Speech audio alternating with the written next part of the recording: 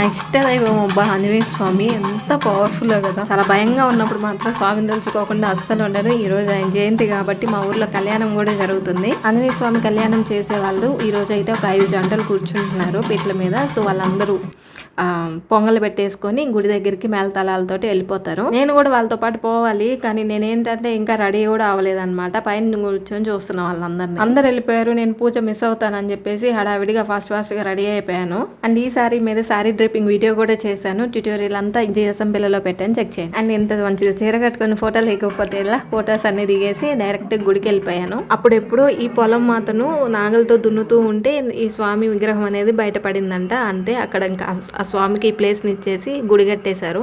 పంచలోహాలతోటి పైన తొడుగు చేపించారు, లోపల అయితే రాయితోనే ఉంటుంది. కళ్యాణానికి కూర్చున్న వాళ్ళందరూ కళ్యాణం చేస్తుంటే వచ్చిన వాళ్ళందరూ చూస్తూ ఉండిపోయారు. మామూలుగానే ఆంజనేయ స్వామి చాలా పవర్ఫుల్, అట్లాంటిది ఆంజనేయ స్వామి విషయంలో ఎవరైనా తిక్క పనులు చేశారనుకో అంతే సంగతులు, అప్పుడే చూపించేస్తారు వాళ్ళకి. మా ఊర్లో అట్లాంటివి చాలా జరిగాయి.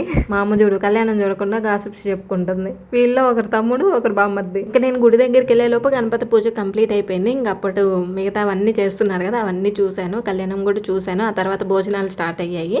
భోజనాలు కూడా చేసేసాము.